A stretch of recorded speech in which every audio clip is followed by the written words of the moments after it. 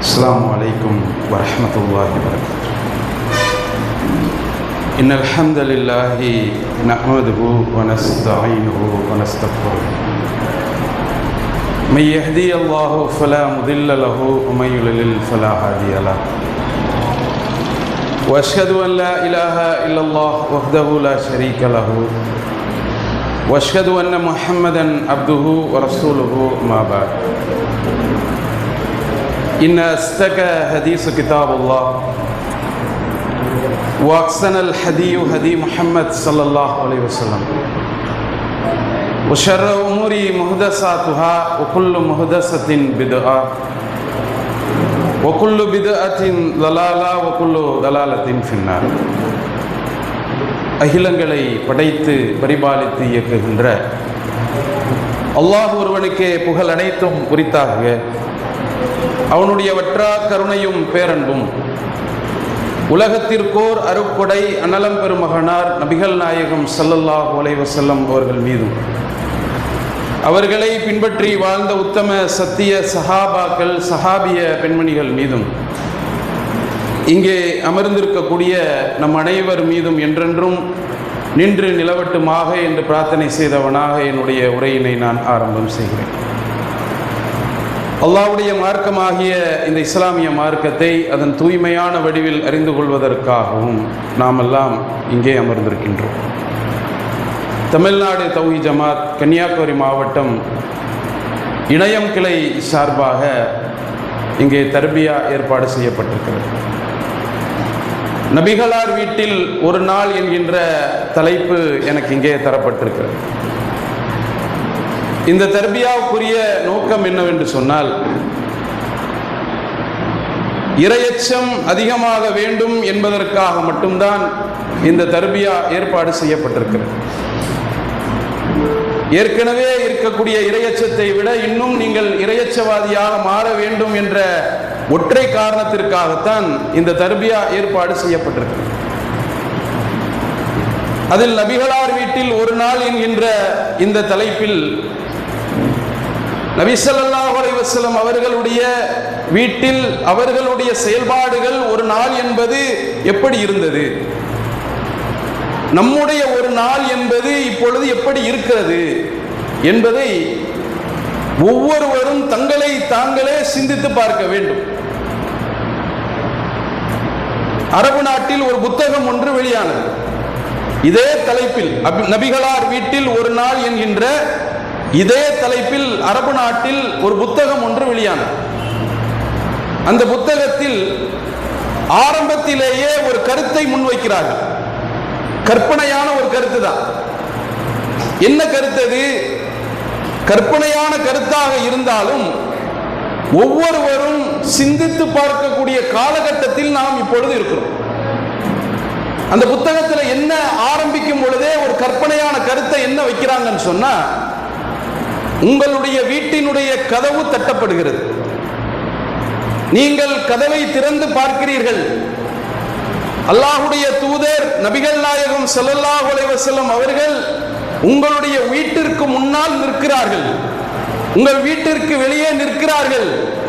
அல்லாஹ்வுடைய தூதர் நபிகள் நாயகம் ஸல்லல்லாஹு அலைஹி வஸல்லம் அவர்களை நீங்கள் வீட்டிற்குள் அனுமதிக்கிறீர்கள். அனுமதித்து அல்லாஹ்வுடைய தூதர் உங்கள் வீட்டில் 24 மணி நேரங்கள் ஒரு நாளில் உங்கள் வீட்டில் தங்குகிறார்கள் அல்லாஹ்வுடைய தூதர். அப்படி தங்கினால் உங்களுடைய செயல்பாடுகளை, உங்களுடைய அமல்களை, உங்களுடைய நடவடிக்கைகளை அல்லாஹ்வுடைய தூதர் ஒரு நாள் முழுவதும் கண்காணிக்கிறார்கள். கற்பனையாகத்தான் கண்காணிக்கிறார்கள். அப்படி கண்காணித்தால் நம்முடைய அமல்களை, நம்மளுடைய செயல்பாடுகளை, நம்மளுடைய நடவடிக்கைகளை அல்லாஹ்வுடைய தூதர் ஏற்றுக்கொள்வார்களா? கொஞ்சம் சிந்திச்சு பாருங்க. நம்முடைய செயல்பாடுகள் எப்படி இருக்கிறது, அல்லாஹ்வுடைய தூதருடைய செயல்பாடு ஒரு நாள் என்பது எப்படி இருந்தது, இன்றைக்கு நம்ம வீட்டில் நடக்கக்கூடிய செயல்பாடுகளை அல்லாஹ்வுடைய தூதர் அங்கீகரிப்பார்களா? ஒவ்வொருவரும் சிந்தித்து பார்க்கக்கூடிய ஒரு விஷயமாக இருக்கிறது. அந்த காலகட்டத்தில் நம்ம இருக்கிறோம். இப்ப நபிகள் நாயகம் ஸல்லல்லாஹு அலைஹி வஸல்லம் அவர்களுடைய வீட்டில் ஒரு நாள் எப்படி இருந்தது, நம்முடைய வீட்டில் ஒரு நாள் எப்படி இருக்கிறது என்பதை சிந்தித்து பாருங்க. அல்லாஹ்வுடைய தூதரை தான் நம்ம பின்பற்றணுமா? ஆமா, அல்லாஹ்வுடைய தூதரை மட்டும்தான் பின்பற்ற வேண்டும். அல்லாஹ் திருமறை குர்ஆனில் ஏராளமான இடங்களில் சொல்லி காட்டுகிறார். அல்லாஹ்வுடைய தூதரும் சொல்லுகிறார்கள், என்னை மட்டும்தான் நீங்கள் பின்பற்ற வேண்டும் என்று சொல்கிறார். இது அல்லாமல் சஹாபாக்களையோ தாபியன்களையோ தபோ தாபியன்களையோ இமாம்களையோ தலைவர்களையோ முன்னோர்களையோ நாம் பின்பற்ற கூடாது.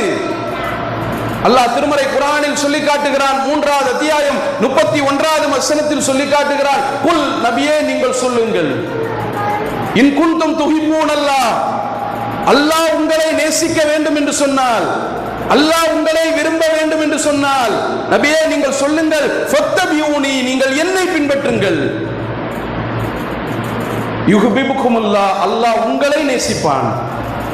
அல்லாஹ்வுடைய தூதரை பார்த்து சொல்றான் அல்லாஹ், நபியே நீங்கள் சொல்லுங்கள், என்ன சொல்லுங்கள், அல்லாஹ் உங்களை நேசிக்க வேண்டும் விரும்ப வேண்டும் என்று சொன்னால் நீங்கள் என்னை பின்பற்றுங்கள், அல்லாஹ் உங்களை நேசிப்பான், வயக்ஃபிர் லக்கும் துனூபக்கும் உங்களுக்காக உங்களுடைய பாவங்களை அவன் மன்னிப்பான் என்று அல்லாஹ் திருமறை குர்ஆனில் சொல்லி காட்டுகிறான். அப்ப அல்லாஹ்வுடைய தூதரை தான் பின்பற்ற வேண்டும். அதற்கான தகுதி அல்லாஹ்வுடைய தூதருக்கு மட்டும்தான் இருக்கிறது, வேறு யாருக்கும் கிடையாது என்பதை ஏராளமான வசனத்தின் மூலமாக நாம் புரிந்து கொள்ளலாம். அப்ப அல்லாஹ்வுடைய தூதருடைய ஒரு நாளினுடைய ரொட்டீன் எப்படி இருந்தது, அப்ப நாளினுடைய தொடக்கம் எது அப்படின்றத நம்ம பார்க்கணும். அந்த நாளினுடைய தொடக்கத்தில் இருந்து ரசூல் ஸல்லல்லாஹு அலைஹி வஸல்லம் அவர்கள் எப்படி இருப்பார்கள், அதுவரை கடைசி அந்த நாள் முடியும் வரை அல்லாஹ்வுடைய தூதர் என்னென்ன செயல்பாடுகளை எல்லாம் செய்வார்கள். அப்ப நாளினுடைய தொடக்கம் எது?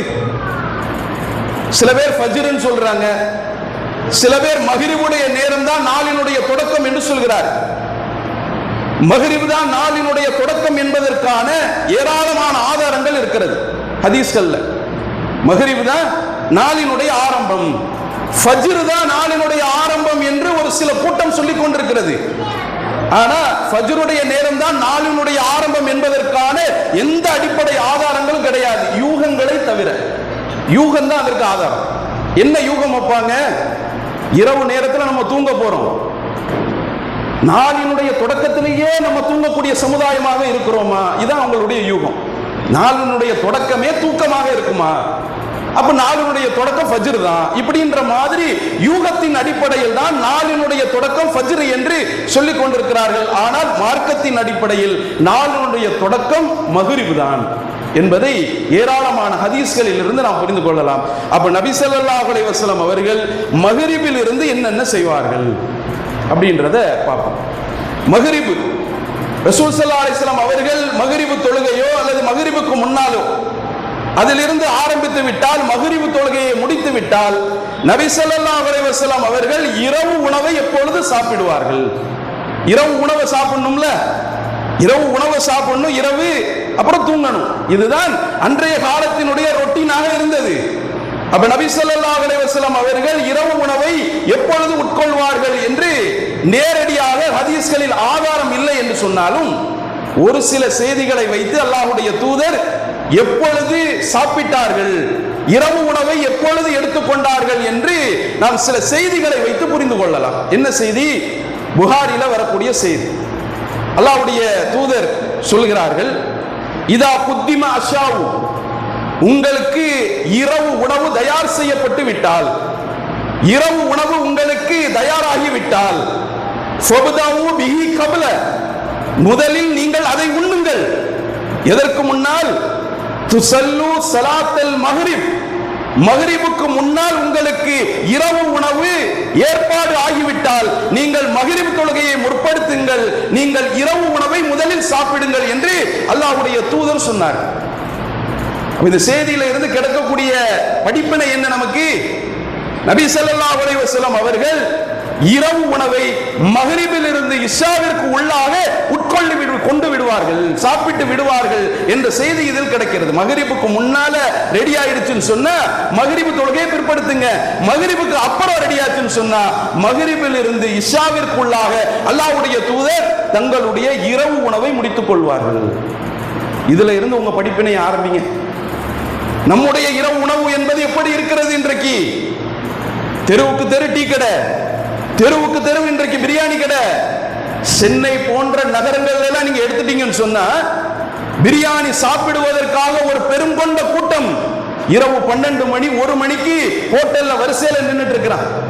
சமீபத்தில் சென்னைக்கு போகும்போது ரொம்ப நாள் ஆச்சு சென்னை போய்.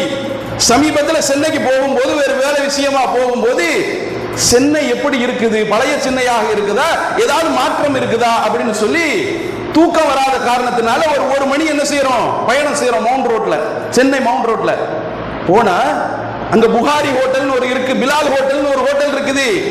இந்த ஹோட்டல்ல 1 மணி 2 மணிக்கு ஒரு பெரும் கொண்ட கூட்டம் வரிசையில் பிரியாணி வாங்குவதற்காக இன்றைக்கு நின்று கொண்டிருக்கிறார்கள். எவ்வளவு பெரிய தவறை நம்ம செஞ்சுட்டு இருக்கிறோம். இன்றைக்கு ஆய்வுகள் சொல்கிறது, அறிவியல் சொல்கிறது, மருத்துவர்கள் சொல்கிறார்கள், எந்த அளவிற்கு நீங்கள் இரவு உணவை லேட்டாக எடுக்கிறீர்களோ, இரவு உணவை எந்த அளவிற்கு லேட் நைட்டில் எடுக்கிறீர்களோ, அந்த அளவிற்கு உங்களுடைய நோய்கள் அதிகரிக்கும். டயபெட்டிக்காக இருந்தாலும் சரி, சுகராக இருந்தாலும் சரி, உடல் பருமனாக இருந்தாலும் சரி, கேன்சர்களாக இருந்தாலும் சரி, இது அனைத்தும் எதனால் வருகிறது?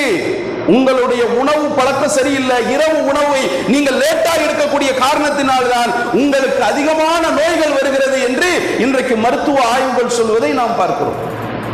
அப்ப நபி ஸல்லல்லாஹு அலைஹி வஸல்லம் அவர்கள் மக்ரிபில் இருந்து இஷாவிற்குள்ளாக தங்களுடைய இரவு உணவை எடுத்துக் கொள்வார்கள் என்ற செய்தியை நம்ம பார்க்கிறோம்.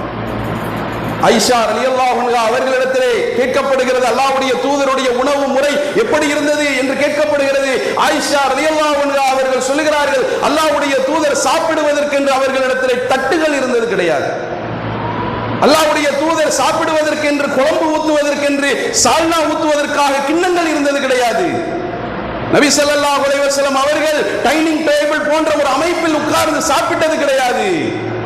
அப்ப அந்த சஹாபி கேட்கிறாங்க, அல்லாஹ்வுடைய தூதருக்கு கிண்ணங்கள் இல்லை என்று சொன்னால், தட்டைகள் சாப்பிடுவதற்கு இல்லை என்று சொன்னால், டைனிங் டேபிள் போன்ற அமைப்புகள் அவர்களிடத்தில் இல்லை என்று சொன்னால், எதில் தான் அவர்கள் சாப்பிட்டார்கள் என்று ஆயிஷா ரலியல்லாஹு அன்ஹா அவர்களிடத்தில் கேட்கப்படும் பொழுது ஆயிஷா ரலியல்லாஹு அன்ஹா அவர்கள் சொல்லுகிறார்கள், அல்லாஹ்வுடைய தூதர் அவர்களுக்கு என்று ஒரு தோல் பையை வைத்துக் கொண்டார்கள். அந்த தோல் பையில் தான் தன்னுடைய உணவை கொட்டி அல்லாஹ்வுடைய தூதர் சாப்பிடுவார்கள். அல்லாஹ்வுடைய தூதருடைய உணவு எதுவாக இருந்தது? நம்மளை போது பிரியாணி பரோட்டா சாப்பிட்டாங்களா? இல்ல. ரசூல் ஸல்லல்லாஹு அலைஹி வஸல்லம் அவர்களுடைய உணவு எப்படி இருந்தது? ஒரு சில பேரிச்சம்பழங்களும் தண்ணீரும் தான் அல்லாஹ்வுடைய தூதருடைய உணவாக இருந்தது. அந்த உணவையே ரசூல் ஸல்லல்லாஹு அலைஹி வஸல்லம் எப்பதான் எடுத்தாங்க? மக்ரிபில் இருந்து இஷாவிற்குள்ளாக அவர்களுடைய உணவை எடுத்துக் கொள்வார்கள் என்று செய்திகளில் நாம் பார்க்கிறோம். அப்ப இந்த விஷயத்திலும் அல்லாஹ்வுடைய தூதர் நமக்கு முன்மாதிரியாக இருக்கிறார்கள். ரசூல் ஸல்லல்லாஹு அலைஹி வஸல்லம் அவர்கள் அடுத்தது என்ன? படுக்க.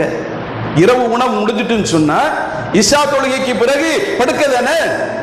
இன்னைக்கு தான் லைட் வந்துருச்சு, டெக்னாலஜி வளர்ந்துருச்சு, எல்லாத்தையும் கையிலையும் போன் இருக்குது, எல்லாரும் போனை நோண்டிட்டு என்ன செய்யறோம்? 12 மணி 1 மணிக்கு தூங்குறோம். நம்ம எப்ப தூங்குறோம்? 12 மணி 1 மணிக்கு தூங்குறோம்.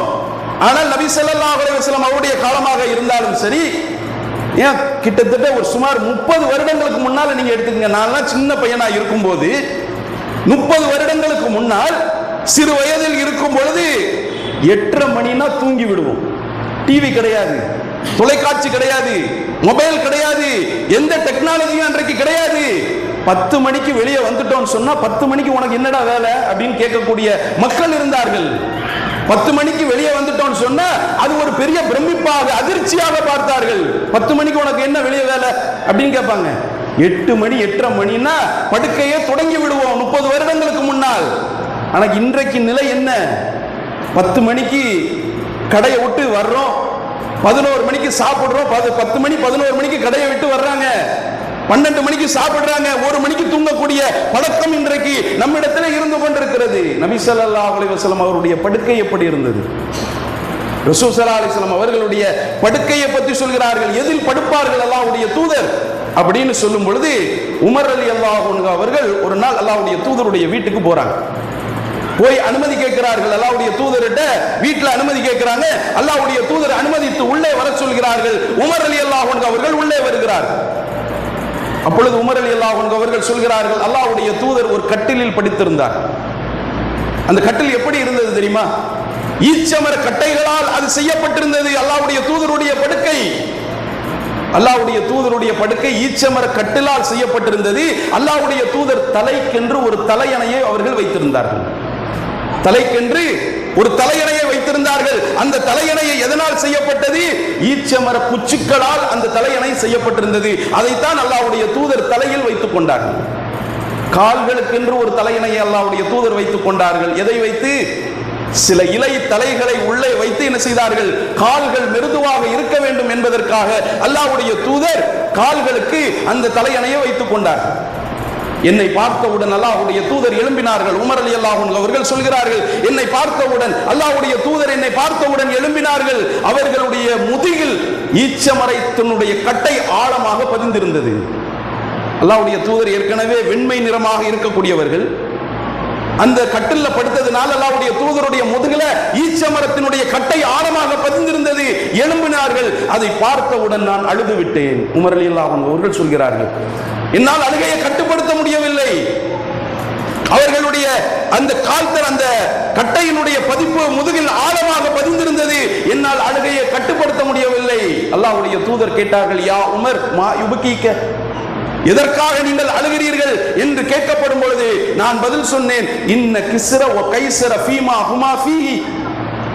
அல்லாஹ்வுடைய தூதரே, பாரசீக மன்னர்கள் வெளிநாட்டு மன்னர்கள் எல்லாம் சுகபோகமாக ஆடம்பரமான வாழ்க்கையை வாழும் பொழுது அந்த ரசூலுல்லாஹ் நீங்கள் அல்லாஹ்வுடைய தூதராக இருக்கிறீர்கள்.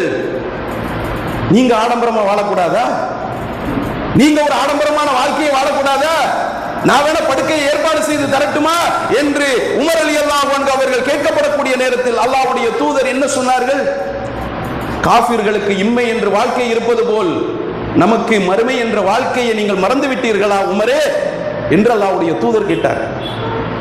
காஃபிர்களுக்கு இம்மை என்ற வாழ்க்கை இருப்பது போல் நமக்கு மறுமை என்ற வாழ்க்கை இருக்கிறதை நீங்கள் மறந்து விட்டீர்களா உமரே என்று அல்லாஹ்வுடைய தூதர் பதிலளித்தார்கள். அப்ப அல்லாஹ்வுடைய தூதருடைய படுக்கை எப்படி இருந்தது?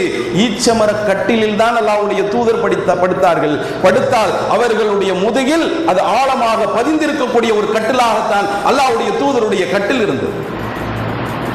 அல்லாஹ்வுடைய தூதர் எப்ப படுக்குவாங்க, எப்ப தூங்குவாங்க அப்படின்னு சொல்லும் பொழுது ஆயிஷா ரலியல்லாஹு அன்ஹா அவர்கள் சொல்கிறார்கள், கான யனாமு அவ்வல லைல். ரசூல் ஸல்லல்லாஹு அலைஹி வஸல்லம் அவர்கள் இரவினுடைய ஆரம்ப பகுதியில் படுத்து விடுவார்கள். இரவினுடைய ஆரம்ப கட்டத்தில் உறங்கி விடுவார்கள். ரசூல் ஸல்லல்லாஹு அலைஹி வஸல்லம் அவர்கள் இஸ்ஸாவிற்கு பிறகு தேவையில்லாததை பேசுவதை என்ன செய்தார்கள்? விரும்பவில்லை, வெறுத்தார்கள். தேவையில்லாம இஷாக்கு அப்புறம் பேசுறதை வெறுத்தார்கள். அப்ப எப்ப தூங்குவாங்க? இரவினுடைய ஆரம்ப பகுதியிலேயே அல்லாஹ்வுடைய தூதர் உறங்கக்கூடியவர்களாக இருந்தார்கள் என்று ஆயிஷா ரலியல்லாஹு அன்ஹா அவர்கள் சொல்லுகிறார்கள்.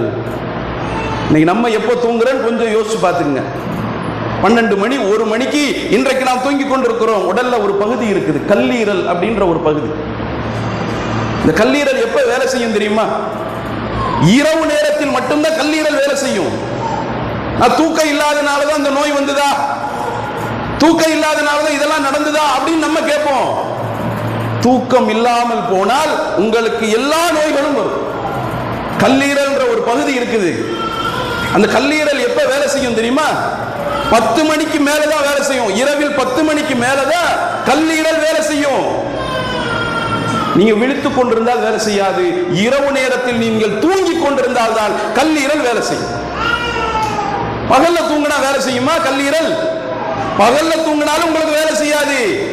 இரவில் 10 மணிக்கு மேலதான் கல்லீரல் வேலை செய்யும். அந்த நேரத்தில் நீங்கள் தூங்கினால்தான் என்ன செய்யும்? உங்களுடைய உடல் ஆரோக்கியமாக இருக்கும். கல்லீரல் என்ன பண்ணுது? இரவு நேரத்தில் நீங்க தூங்கும் போது உங்களுடைய உறுப்புகளுக்கு என்னென்ன தேவையோ, மூளைக்கு என்ன தேவை, ஹார்ட்டுக்கு என்ன தேவை, லங்ஸுக்கு என்ன தேவை, கிட்னிக்கு என்ன தேவை, இதையெல்லாம் பழைய செல்களை எல்லாம் அழித்து விட்டு புது செல்களை கொடுத்து கொண்டே இருக்கிறது. எது? கல்லீரல், லிவர். அப்ப நீங்க இரவுல முழிச்சிட்டு இருந்தீங்கன்னு சொன்னா என்ன செய்யாது?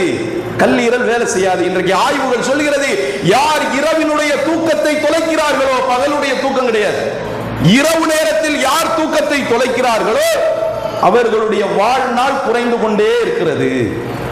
இரவு நேரத்தில் யார் ஒழுங்கா தூங்கலையோ, யார் தூக்கத்தை தொலைக்கிறார்களோ அவர்களுடைய வாழ்நாள் குறைந்து கொண்டே இருக்கிறது என்று இன்றைக்கு ஆய்வுகள் சொல்கிறது. அல்லாஹ்வுடைய தூதர் இஷாவிற்கு பிறகாக இரவினுடைய ஆரம்ப பகுதியிலேயே அல்லாஹ்வுடைய தூதர் தூங்கக்கூடியவர்களாக இருந்தார்கள்.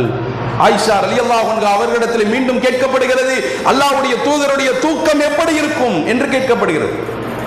ஆயிஷா ரலியல்லாஹு அன்ஹா அவர்கள் அழகான ஒரு வார்த்தையின் மூலமாக நமக்கு சொல்லி காட்டுகிறார்கள், வகான லதசாவு அன் தராஹு மினல் லைல். நபி ஸல்லல்லாஹு அலைஹி வஸல்லம் அவர்கள் இரவில் நீங்கள் தூங்குவதை பார்த்தீர்கள் என்றால், ரசூலா தூங்குறத பார்த்தீங்கன்னு சொன்னா இரவு முழுவதும் நீங்கள் தூங்குபவர்களாகவே பார்ப்பீர்கள். யார?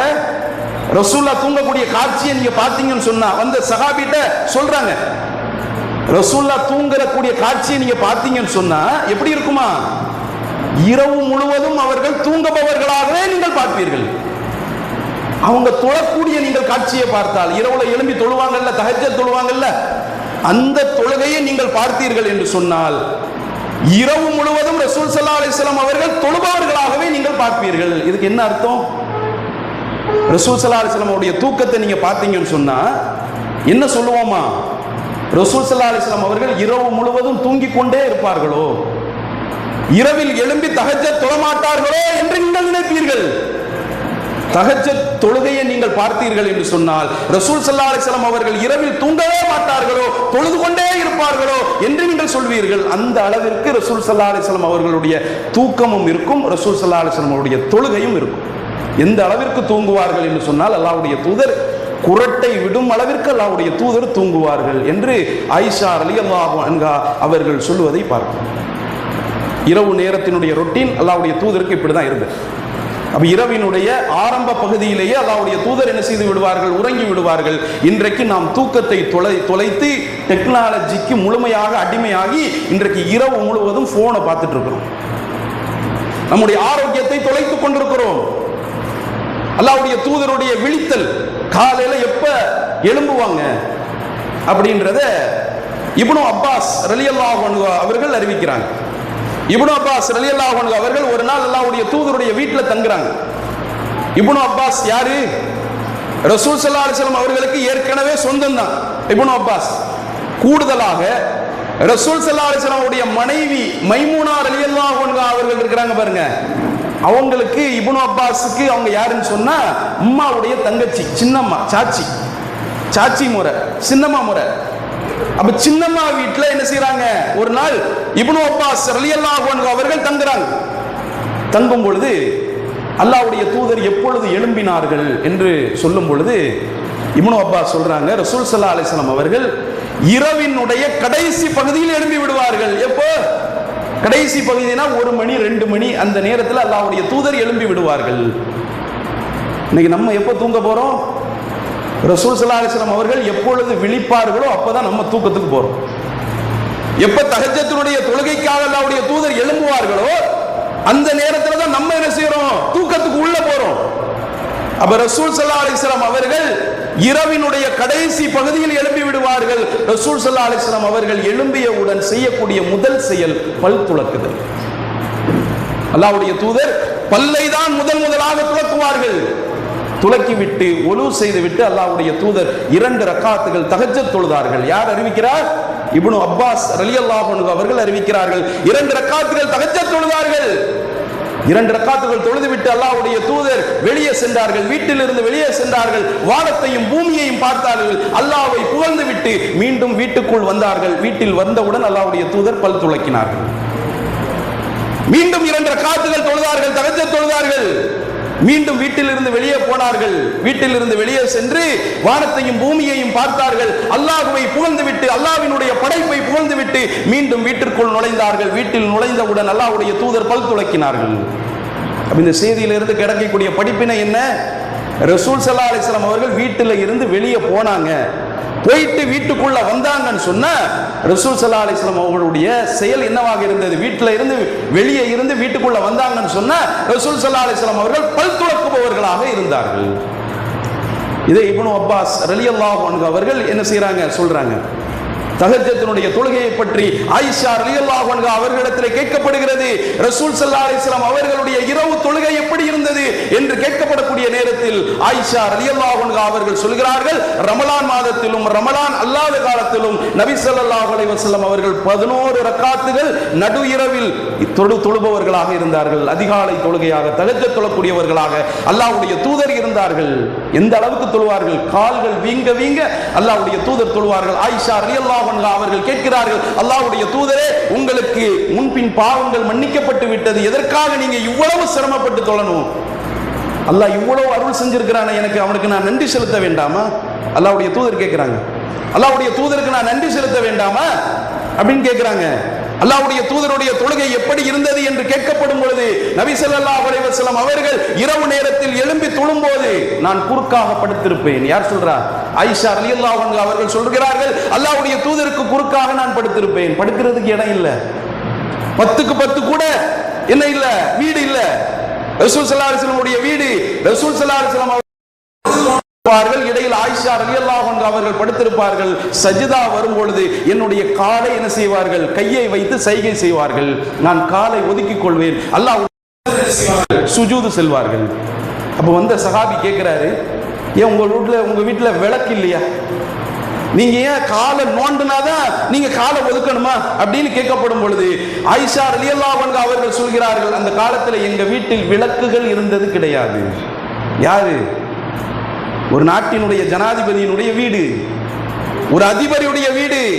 ரசூல் ஸல்லல்லாஹு அலைஹி வஸல்லம் வெறுமனே இறை தூதர் மட்டும் கிடையாது, வெறுமனே மார்க்க பிரச்சாரம் மட்டும் செய்யவில்லை.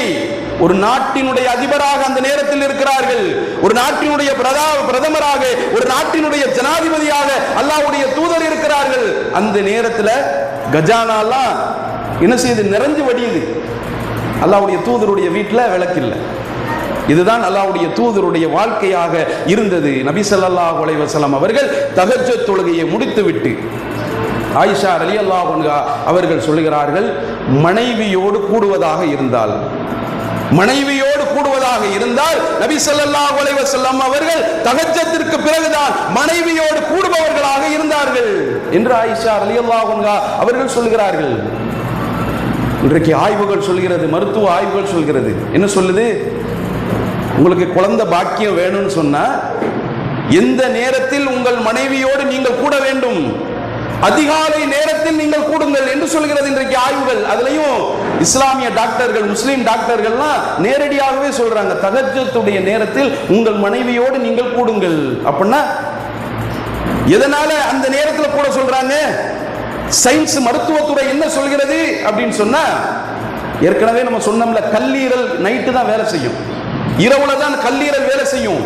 உங்களுடைய பழைய செல்களை எல்லாம் அழித்துவிட்டு புது செல்களாக அது மாற்றி வைத்திருக்கும். அதிகாலை நேரத்தில் அந்த புது செல்களோடு உங்களுடைய உடல்கள் அதற்கு தகுதி வாய்ந்ததாக இருக்கும். அந்த நேரத்தில் உங்கள் மனைவியோடு நீங்கள் கூடினால் உங்களுக்கு குழந்தை பாக்கியம் உண்டாகும் என்று இன்றைக்கு ஆய்வுகள் சொல்வதை பார்க்கிறோம். நபி ஸல்லல்லாஹு அலைஹி வஸல்லம் அவர்கள் மனைவியோடு கூடுவதாக இருந்தால் எப்பொழுதுதான் கூடுவார்கள்?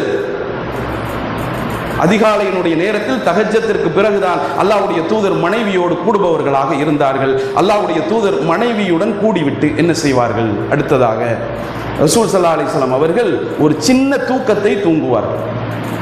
மனைவியோடு கூடிவிட்டு சின்ன தூக்கத்தை என்ன செய்வாங்க? அல்லாஹ்வுடைய தூதர் தூங்குவார்கள். எதுவரை தூங்குவார்கள்? ஃபஜ்ருடைய பாங்கு சொல்லும் வரை அல்லாஹ்வுடைய தூதர் தூங்குவார்கள். ஃபஜ்ருடைய பாங்கு சொல்லப்பட்டு விட்டால் ஒத்தன அவர்கள் பாய்ந்து எழும்புவார்கள். யார் சொல்ற? ஆயிஷா ரலியல்லாஹு அன்ஹா அவர்கள் சொல்கிறார்கள், ஃபஜ்ருடைய பாங்கு சொல்லப்பட்டால் அல்லாஹ்வுடைய தூதர் பாய்ந்து எழும்புவார்கள். இதை அறிவிக்கக்கூடிய சஹாபி சொல்றாங்க, ஆயிஷா ரலியல்லாஹு அன்ஹா அவர்கள் என்ன வார்த்தையை பயன்படுத்தினார்களோ அதே வார்த்தையை நான் பயன்படுத்துகிறேன். ரசூல் ஸல்லல்லாஹு அலைஹி வஸல்லம் அவர்கள் எழும்புவார்கள் என்று சொல்லவில்லை, பாய்ந்து எழும்புவார்கள் என்று சொன்னார்கள். ரசூல் ஸல்லல்லாஹு அலைஹி வஸல்லம் அவர்கள் குளிப்பார்கள் என்று சொல்லவில்லை, தலையில் தண்ணீர் ஊற்றுவார்கள் என்று சொன்னார்கள். ஆயிஷா ரலியல்லாஹு அன்ஹா அவர்கள் சொல்லக்கூடிய செய்தியை இன்னொரு சஹாபி என்ன செய்யறாரு? அறிவிக்கிறார். அவர் ரசூல் ஸல்லல்லாஹு இன்னைக்கு நம்ம எப்படி இருக்கிறோம்? ஃபஜ்ருடைய பாங்கு சொன்னா பாய்ந்து எழும்பிடுவோமா? இன்னைக்கு நம்ம இல்ல. 5 மணிக்கு பாங்கு சொல்லப்படுது, 5:30 ஜமாத், 5 மணிக்கு ஒரு அலாரம், 5:05 ஒரு அலாரம், 5:10 ஒரு அலாரம், 5:15 ஒரு அலாரம், 5:20 ஒரு அலாரம், 5:25 ஒரு அலாரம், எல்லா அலாரத்தையும் ஆஃப் பண்ணிட்டு கடைசியா எப்ப எழும்பக்கூடியவர்களாக நம்ம இருக்கிறோம்? கடைசியில 5:30 மணி 5:25 அலாரத்துல எழும்பி பாத்ரூமுக்கு போறோம். உள்ள பாத்ரூம் போயிட்டு பள்ளிவாசலுக்கு உள்ள வந்தோன்னு சொன்னா ஜமாத்து முடிஞ்சிருது. இல்லது கடைசி அத்தஹியாத் இருப்புல என்ன செய்கிறது? ஜமாத் நடந்து கொண்டு இருக்கிறது. இதுதான் நம்முடைய ரொட்டீனாக இருக்கிறது இன்றைக்கு. ஃபஜ்ருடைய பாங்கு சொல்லப்பட்டால் அல்லாஹ்வுடைய தூதர் பாய்ந்து எழும்புவார்கள் என்று சொல்லப்படுகிறது. அப்ப ரசூல் ஸல்லல்லாஹு அலைஹி வஸல்லம் அவர்கள் ஃபஜ்ருடைய பாங்கு சொன்னவுடன் எழும்பி மீண்டும் அல்லாஹ்வுடைய தூதர் குளித்து விட்டு, உலு செய்து விட்டு, பல் விளக்கி விட்டு ஃபஜ்ருடைய சுன்னத்தை அல்லாஹ்வுடைய தூதர் வீட்டில் தான் தொழுவார்கள். ஃபஜ்ருடைய முன் சுன்னத்தை ரசூல் ஸல்லல்லாஹு அலைஹி வஸல்லம் அவர்கள் ரொம்ப முக்கியத்துவம் கொடுத்தார்கள். ஃபஜ்ருடைய முன் சுன்னத்துக்கு. அந்த சுன்னத்தை எங்க தான் தொழுவாங்க? பள்ளிவாசலில் தொழமாட்டார்கள். அல்லாஹ்வுடைய தூதர் வீட்டிலிருந்து தொழுது விட்டு தான் ஃபஜ்ருடைய ஃபர்லை தொழுவதற்காக உள்ள வருவாங்க. அப்ப ஃபஜ்ருடைய முன் சுன்னத்தை அல்லாஹ்வுடைய தூதர் எங்க தொழுவாங்களாம்? வீட்டில் தான் தொழுவார்கள். 2 ரக்காத்துகள் தொழுவார்கள். என்ன அத்தியாயத்தை அதில் ஓதுவார்கள் என்ற செய்தியும் இருக்கிறது. முதல் ரக்காத்தில் குல் யா அய்யுஹல் காஃபிரூன் என்கின்ற அந்த சூறாவையும், 2வது ரக்காத்தில் குல் ஹுவல்லாஹு அஹத் என்கின்ற சூறாவையும் அல்லாஹ்வுடைய தூதர் என்ன செய்வார்கள்? ஓதுவார்கள். ஃபஜ்ருடைய சுன்னத்தில் ஓதுவாங்க. அதுக்கப்புறம் அல்லாஹ்வுடைய தூதர் என்ன செய்வாங்க? ஃபஜ்ருடைய சுன்னத்தை முடித்து விட்டு அல்லாஹ்வுடைய தூதர் என்னோடு பேசிக் கொண்டு இருப்பார். யார் சொல்றா? ஆயிஷா ரலியல்லாஹு அன்ஹா அவர்கள் சொல்கிறார்கள், ஃபஜ்ருடைய சுன்னத்தை அல்லாஹ்வுடைய தூதர் முடித்து விட்டால் என்னோடு பேசிக் கொண்டிருப்பார்கள் அல்லாஹ்வுடைய தூதர். எதுவரை? இக்காமத்து சொல்லும் வரை. ஃபஜ்ருடைய இக்காமத்து சொல்லும் வரை என்னிடத்தில் பேசிக் கொண்டிருப்பார்கள் அல்லாஹ்வுடைய தூதர். மனைவிமார்களுக்கு அவ்வளவு முக்கியத்துவம் கொடுத்தார். இன்னைக்கு கணவன் மனைவி பிரச்சனை எதனால வருதுன்னு பாருங்க. கணவன் சொல்றாரு என் பேச்சை கேட்கிறதே இல்லை, மனைவி சொல்றா எனக்கு மதிப்பளிக்கிறதே கிடையாது. என்ன காரணம்? 2 பேரும் மனம் விட்டு பேசுவது கிடையாது. இரவு நேரத்தில் 2 பேரும் 2 சைடுல ஒதுங்கி படுக்கிறாங்க. 2 பேர் கையில மொபைல் இருக்குது. இரவு நேரத்தில் படுக்கும் பொழுது கூட இதுதானே யதார்த்தம் எல்லார் வீட்லையும். இரவு நேரத்தில் படுக்கும் பொழுது கூட 2 பேரும் 2 திசையில என்ன செய்யறாங்க? போனை வச்சு நோண்டிட்டு அப்படியே படுத்துடுறாங்க. எங்க பேசுறதுக்கு இடம்? பேசுறதுக்கு எங்க நேரம் இருக்கிறது? பிரச்சனை தானே வரும். ஆனால் ரசூல் ஸல்லல்லாஹு அலைஹி வஸல்லம் அவர்கள் என்ன செய்ய மாட்டார்கள்? மனைவியோடு பேசாமல் ஃபஜ்ர் தொழுகைக்கு செல்ல மாட்டார்கள். ஃபஜ்ருடைய சுன்னத்தை முடித்துவிட்டு அல்லாஹ்வுடைய தூதர் என்னோடு பேசிக் கொண்டிருப்பார்கள். ஆயிஷா ரலியல்லாஹு அன்ஹா அவர்கள் சொல்கிறார்கள், சில நேரத்தில் எனக்கு தொழுகை கடமை இல்லாத நேரமாக இருக்கும். தொழுகை எனக்கு கடமை இருக்காது, தொழக்கூடிய கடமை எனக்கு இருக்காது, தொழுகை எனக்கு கடமையாகவே இருக்காது. அந்த நேரத்திலும் அல்லாஹ்வுடைய தூதர் ஃபஜ்ருடைய சுன்னத்தை தொழுதுவிட்டு என்னை பார்ப்பார்கள். நான் தூங்கி கொண்டிருந்தால் என்னை எழுப்பாமல் ஃபஜ்ர் தொழுகையை நோக்கி சென்று விடுவார்கள். ஒருவேளை நான் விழித்துக் கொண்டிருந்தால், தொழுகை கடமையில்லாத நேரத்தில் என்னை பார்ப்பார்கள். நான் விழித்துக் கொண்டிருந்தால் என்னோடு பேசிவிட்டு தான் அல்லாஹ்வுடைய தூதர் ஃபஜ்ருடைய ஃபர்லை தொழுவதற்காக போவார்கள், ஃபஜ்ருடைய தொழுகைக்காக போவார்கள் என்று ஆயிஷா ரலியல்லாஹு அன்ஹா அவர்கள் சொல்லுகிறார்கள். எவ்வளவு முக்கியத்துவம் கொடுத்திருக்கிறாங்கன்னு பாருங்க. இன்னைக்கு ஃபஜ்ர் தொழுகைக்காக மனைவியை எழுப்புனா மனைவிக்கு கோபம் வருது, மனைவி கணவனை எழுப்புனா கணவனுக்கு கோபம் வருது. 2 பேருக்கும் தொழுகை இல்லாதவர்களாகவும் இன்றைக்கு இருந்து கொண்டிருக்கிறார்கள். நம்முடைய ரொட்டீன் எப்படி இருக்குது? ஃபஜ்ர் தொழுகைக்கு முக்கியத்துவம் கொடுக்காதவர்களாக, ஃபஜ்ர் தொழுகையில் அசட்டையாக இன்றைக்கு இருந்து கொண்டிருக்கிறோம். மனைவிகளிடத்தில் பேசாதவர்களாக, கணவனிடத்தில் பேசாதவர்களாக, அவர்களோடு அன்பு இல்லாதவர்களாக இன்றைக்கு வாழ்ந்து கொண்டிருக்கிறோம். நபி ஸல்லல்லாஹு அலைஹி வஸல்லம் அவருடைய ரொட்டீன் எப்படி இருந்தது என்பதற்கு நமக்கெல்லாம் படிப்பினை. அல்லாஹ்வுடைய தூதர் மனைவிக்கு அவ்வளவு முக்கியத்துவம் கொடுப்பவர்களாக இருந்தார். நபி ஸல்லல்லாஹு அலைஹி வஸல்லம் அவர்களுடைய வீட்டில் விளக்குகள் இருந்தது கிடையாது என்று சொல்லப்படுகிறது.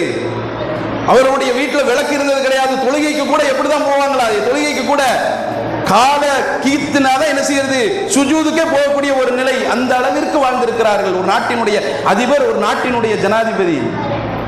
இன்றைக்கு நாட்டினுடைய அதிபரை பார்க்கிறோம், நாட்டினுடைய ஜனாதிபதியை பார்க்கிறோம், நாட்டினுடைய பிரதமரை பார்க்கிறோம். நம்முடைய பிரதமரை எடுத்துக்கங்க. இன்னைக்கு ஊராக நாடு நாடாக இன்றைக்கு சுற்றுகிறார்.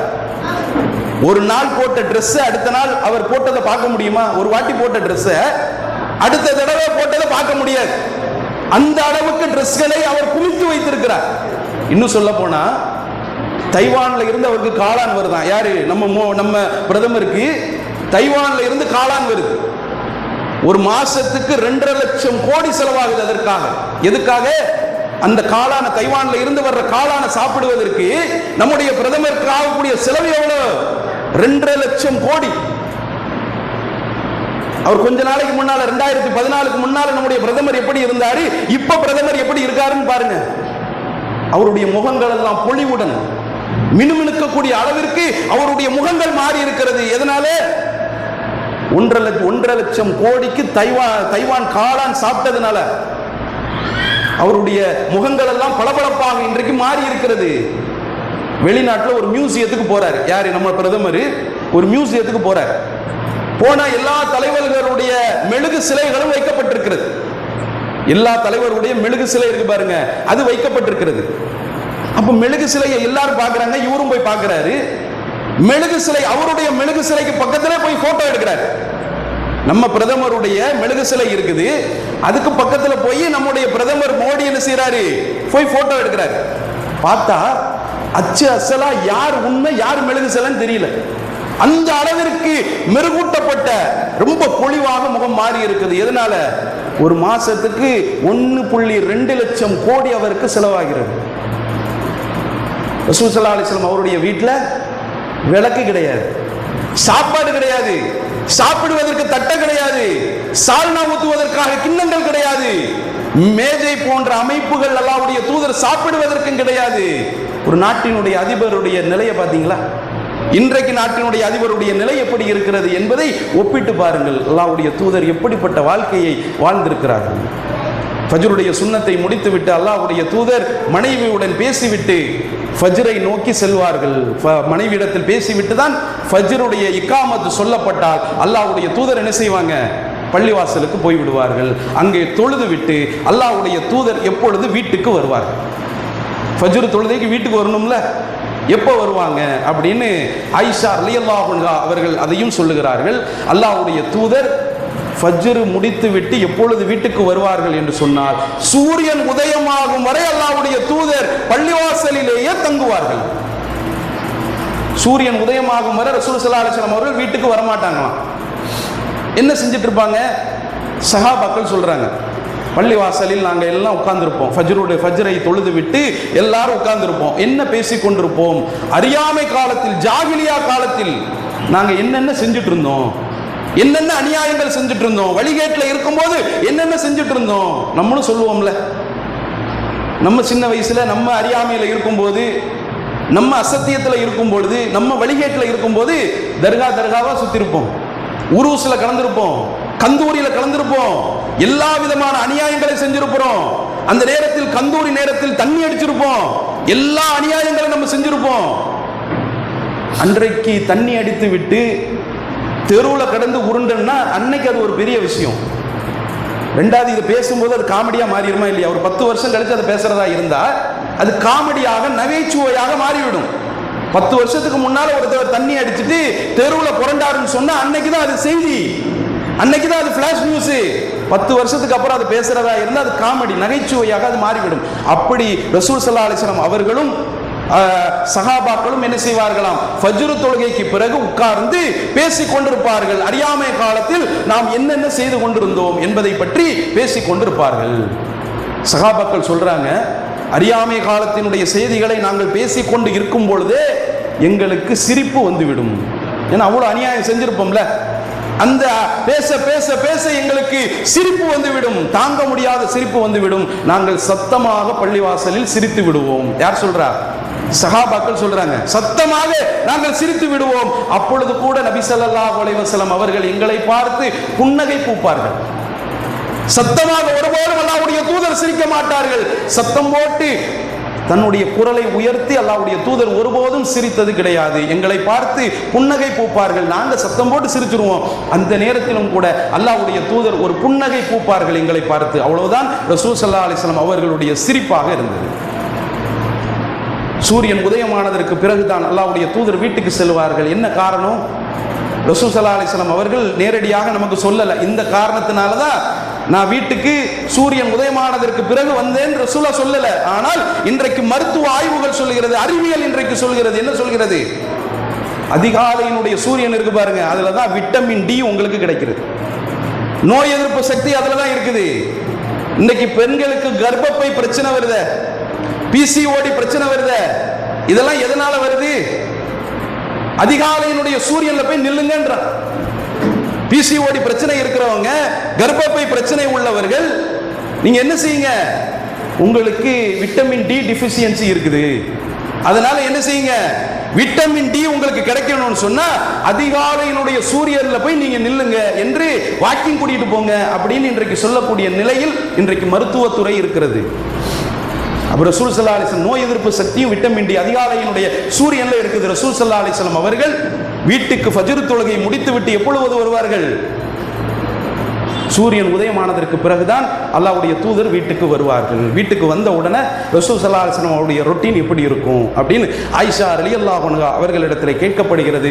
ரசூல் ஸல்லல்லாஹு அலைஹி வஸல்லம் அவர்கள் வீட்டில் எப்படி இருப்பார்கள், வீட்டில் ரசூல் ஸல்லல்லாஹு அலைஹி வஸல்லம் அவர்கள் எப்படி இருப்பார்கள் என்று கேட்கப்படும் பொழுது ஆயிஷா ரலியல்லாஹு அன்ஹா அவர்கள் சொல்கிறார்கள், கான பஷரும் மினல் பஷர், எல்லா மனிதர்களும் எப்படி இருப்பார்களோ அதை போன்று ஒரு சாதாரண மனிதராகவே ரசூல் ஸல்லல்லாஹு அலைஹி வஸல்லம் அவர்கள் வீட்டில் இருப்பார்கள்.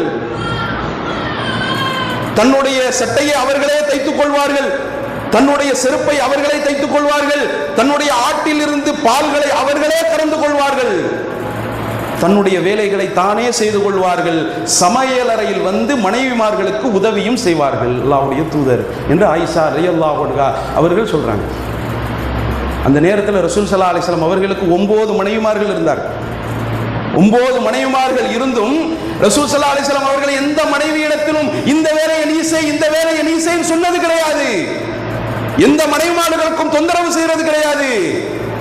இன்றைக்கு ஒரே ஒரு மனைவியை வச்சுட்டு ஆண்கள் என்ன பாடுபடுத்திட்டு இருக்கிறாங்க. துணி துவைக்கிறதா இருந்தா நீதான், சட்டையை தைக்கிறதா இருந்தா நீதான், சமையல் செய்யறதா இருந்தா நீதான், பாத்ரூமை கழுவுறதா இருந்தா நீதான், எல்லா வேலையும் நீதான் செய்யணும். ரசூல் ஸல்லல்லாஹு அலைஹி வஸல்லம் அவர்கள் எந்த மனைவிமார்களுக்கும் தொந்தரவு தந்தது கிடையாது. தன்னுடைய வேலைகளை தானே செய்து கொள்வார்கள். ஆட்டிலிருந்து அவர்களே பாலை கறந்து கொள்வார்கள், அவர்களே செருப்பை தைத்துக் கொள்வார்கள், அவர்களே துணியை தைத்துக் கொள்வார்கள் என்று ஆயிஷா ரலியல்லாஹு அன்ஹா அவர்கள் சொல்லிவிட்டு சொல்லுகிறார்கள், பாங்கு சொல்லப்பட்டால் ரசூல் ஸல்லல்லாஹு அலைஹி வஸல்லம் அவர்கள் எந்த நிலையில் இருந்தார்களோ அதை போட்டுவிட்டு பள்ளிவாசலை நோக்கி சென்று விடுவார்கள். இருக்க மாட்டாங்க வீட்டில். பாங்கு சத்தம் சொல்லப்பட்டால் எந்த வேலையாக இருந்தாலும் சரி அப்படியே வைத்துவிட்டு அல்லாஹ்வுடைய தூதர் பள்ளிவாசலை நோக்கி சென்று விடுவார்கள் என்று ஆயிஷா ரலியல்லாஹு அன்ஹா அவர்கள் சொல்கிறார்கள். அப்ப அல்லாஹ்வுடைய ரொட்டீன், அல்லாஹ்வுடைய தூதருடைய ரொட்டீன் இப்படிதான் இருந்தது. ஒரு நாளினுடைய வீட்டினுடைய செயல்பாடுகள் அல்லாஹ்வுடைய தூதருக்கு எப்படி இருந்தது இப்போ ஒப்பிட்டு பாருங்க. நம்முடைய செயல்பாடுகள் இன்றைக்கு எப்படி இருக்கிறதுன்னு கொஞ்சம் யோசிச்சு பாருங்க. அது ஒரே ஒரு சம்பவத்தை மட்டும் நான் சொல்றேன். ஆரம்பத்தில் ஒரு கற்பனையான கருத்துன்னு ஒன்று சொன்னோம் பார்த்தீங்களா. ரசூல் ஸல்லல்லாஹு அலைஹி வஸல்லம் அவர்கள் உங்களுடைய வீட்டினுடைய கதவை தட்டுகிறார்கள், நீங்கள் திறந்து பார்க்கிறீர்கள், அல்லாஹ்வுடைய தூதர் முன்னால் நிற்கிறார்கள், அல்லாஹ்வுடைய தூதரை உங்களுடைய வீட்டுக்குள் அனுமதிக்கிறீர்கள். ஒரு நாளினுடைய செயல்பாடுகளை அல்லாஹ்வுடைய தூதர் நின்று உங்களுடைய வீட்டில் உட்கார்ந்து பார்க்கிறார்கள். உங்களுடைய செயல்பாடுகளை, உங்களுடைய அமல்களை, உங்களுடைய நடவடிக்கைகளை அல்லாஹ்வுடைய தூதர் ஏற்றுக்கொள்வார்களா அப்படின்னு முதல்ல ஆரம்பத்தில் சொன்னோம்ல. இப்போ ஒப்பிட்டு பாருங்க. ரசூல் ஸல்லல்லாஹு அலைஹி வஸல்லம் அவர்கள் ஒரு நேரத்தில் அவருடைய மகள் ஃபாத்திமா ரலியல்லாஹு அன்ஹா அவர்கள் விருந்துக்கு கூப்பிடுறாங்க. யார? அல்லாஹ்வுடைய தூதர் தன்னுடைய வாப்பாவை விருந்துக்கு கூப்பிடுறாங்க. ஃபாத்திமா ரலியல்லாஹு அன்ஹா அவர்கள் மீது அவ்வளவு பாசத்தை அல்லாஹ்வுடைய தூதர் வைத்திருந்தார். ஒன்னே ஒன்று கண்ணே கண்ணுன்னு சொல்லுவோம் பாருங்க, அந்த மாதிரி ஃபாத்திமா ரலியல்லாஹு அன்ஹா அவர்கள் மட்டும்தான் அல்லாஹ்வுடைய தூதர் இருக்கும் பொழுது உயிரோடு இருந்தார்கள். அல்லாஹ்வுடைய தூதருக்கு 4 பெண் பிள்ளைகளை அல்லாஹ் கொடுத்திருந்தான். 3 பேரை அல்லாஹ் என்ன செஞ்சான்? 3 ஆண் பிள்ளைகளையும் கொடுத்திருந்தான். 3 பெண் பிள்ளைகளையும் 3 ஆண் பிள்ளைகளையும் அல்லாஹ் என்ன செஞ்சான்? அல்லாஹ்வுடைய தூதர் உயிரோடு இருக்கும் பொழுதே அவர்கள் மரணித்து விட்டார். ஒன்னே ஒன்று மிஞ்சினது யார் தான்? ஃபாத்திமா ரலியல்லாஹு அன்ஹா அவர்கள் தான் மிஞ்சினார்கள் அல்லாஹ்வுடைய தூதருக்கு. அப்ப எவ்வளவு பாசம் வைத்திருப்பார்கள் தன்னுடைய மகள் மீது. அந்த மகள் சாப்பிடுவதற்காக தன்னுடைய வீட்டுக்கு அழைக்கிறாங்க. ரசூல் ஸல்லல்லாஹு அலைஹி வஸல்லம் அவர்கள் வீட்டுக்கு போறாங்க. போனா ஃப்ரண்ட்ல ஒரு திரைச்சீலை ஒன்று தொங்குகிறது. யாருடைய வீட்டில்? ஃபாத்திமா ரலியல்லாஹு அன்ஹா அவருடைய வீட்டில் ஒரு திரைச்சீலை ஒன்று தொங்குகிறது.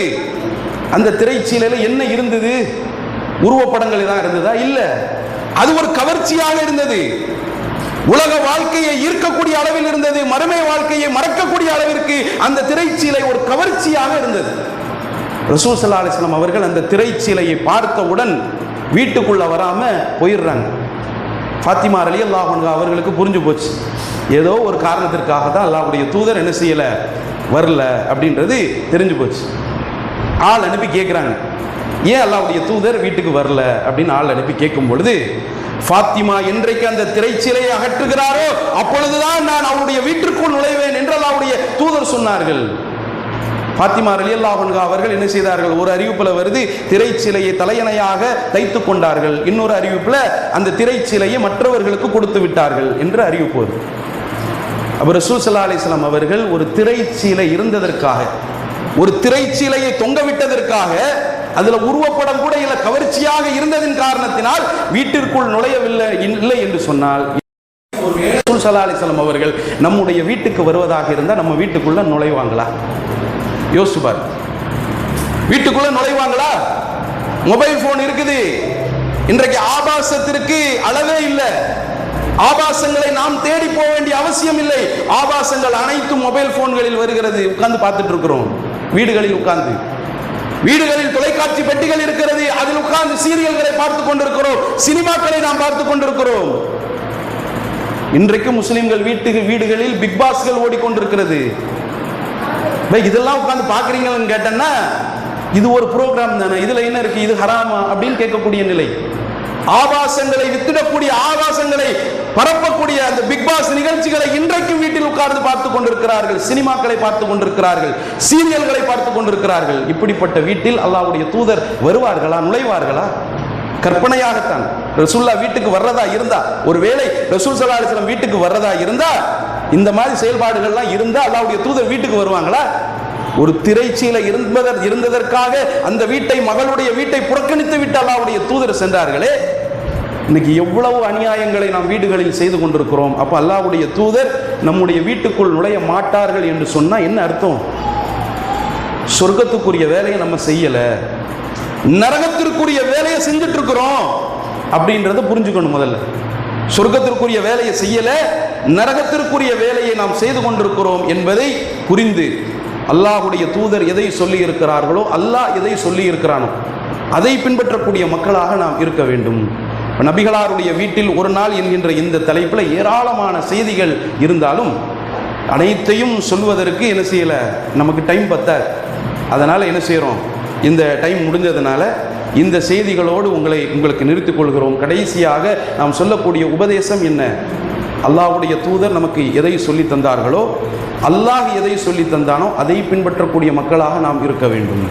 நாளை மறுமை நாளில் நரகத்திலிருந்து சில பேர் புலம்புவார்கள், அத்தஅனல்லாஹ வ அத்தஅன ரசூலா, நான் அல்லாஹ்விற்கு கட்டுப்பட்டிருக்க கூடாதா, அவனுடைய தூதருக்கு நான் கட்டுப்பட்டிருக்க கூடாதா என்று சொல்வார்கள்.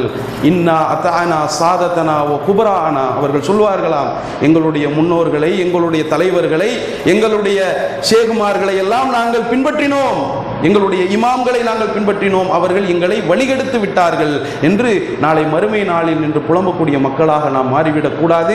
அல்லாஹ்வையும் அவனுடைய தூதரையும் பின்பற்றக்கூடிய மக்களாக நாம் இருக்க வேண்டும் என்று சொல்லி என்னுடைய உரையை முடித்துக் கொள்கிறேன். வாஹிர் தாவானா அல்ஹம்துலில்லாஹி ரப்பில் ஆலமீன். அஸ்ஸலாமு அலைக்கும் வரஹ்மத்துல்லாஹி வபரகாத்துஹு.